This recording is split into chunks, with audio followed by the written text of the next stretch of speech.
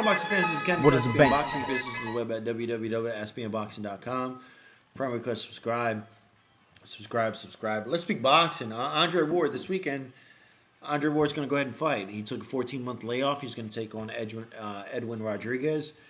What do I think about that fight? That's going to be a bum fight. You know, same thing with Triple G versus Stevenson fight. I'm sorry, I didn't cover it whatsoever. I didn't want to waste my time because I knew Triple G was going to completely dominate. Andre Ward, the only bad thing about it, I want to see how he comes off that layoff. You know, he hasn't fought, I think, since last June or something like that. But Andre Ward, he had some surgery, but he's going to take on Edwin Rodriguez. Yes, Edwin Rodriguez is completely undefeated, but the dude hasn't fought anybody. He's 24-0. Yes, he has 16 knockouts. He has like 8 of them by decision with no KOs and no draws. No losses and no draws whatsoever, but he does have knockout power. He beat some guy named Grokiv or some, I fucking don't know. But the last 2 of the 3 belts, one was unanimous decision, 2 of them were TKO. So they're going to go ahead and promote and say that this guy has knockout power, which he has some power, whatever. But power against who? He hasn't beat anybody whatsoever.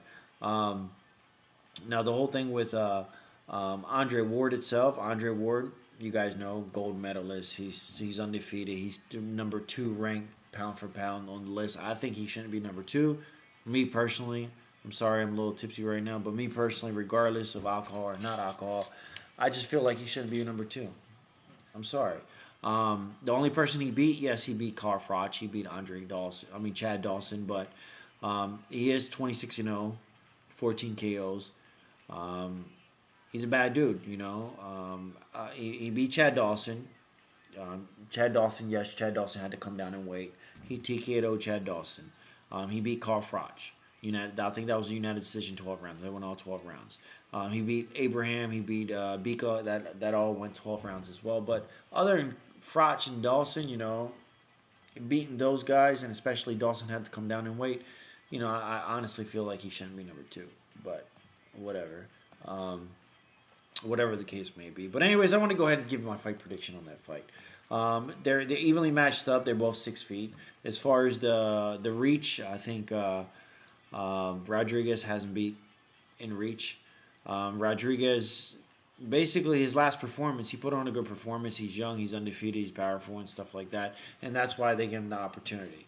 I just think Andre Ward, you know, coming off that surgery that he had, there's a good chance to a little tune-up fight, regardless if he's undefeated or not. I don't think Andre Ward's gonna knock him out. I don't think that's gonna happen. I just think I think he's gonna outbox him. I think he's gonna go all 12 rounds, and he's gonna go ahead and outbox him. I think Rodriguez has a good. Actually, Rodriguez does not have a good chance of being Andre Ward, even though Rodriguez, Hall of Fame trainer, hell of a trainer, sitting there saying Rodriguez has the opportunity. I know boxing, you just never know. One good shot can actually make the lights go out. You know, lights out for the fighter, and that's it. But I think Andre Ward's just going to put on a clinic. You know, Andre Ward's a little too fast. He's a little too sleek. And I would like to see how he looks after this. But anyways, off that topic, so I think Andre Ward is going to bring united decision 12 rounds. But Euclid Gamboa, however you want to say, he got arrested in Florida. Yes, that's breaking news. 130-pounder. He was arrested in Miami with 2 counts of domestic violence battery, according to the Miami-Dade police. That's what they're saying. You know, they're actually saying that, you know, he has both charges will be misdemeanors. He was ordered to, according to the Miami-Dade, they were actually he was supposed to stay away from 2 females, one whom to be his wife. So love him or hate him, you know, wife will make you and they'll definitely break you. So in this case, it'll definitely break him. It's sad to say though, he hasn't been he's been inactive. A guy with talent like that, he signed with SMS, he signed with 50, but hasn't really did anything whatsoever. Gamboa, you really haven't heard anything from him whatsoever. You know, the last person he fought Darley Perez. He is 23-0 with 16 KOs. He's a badass fighter. He's one of my favorite fighters, and I think he needs to step in the ring with Mickey Garcia, however you want to say it. But 50 Cent hasn't did a good job whatsoever. This guy's been inactive.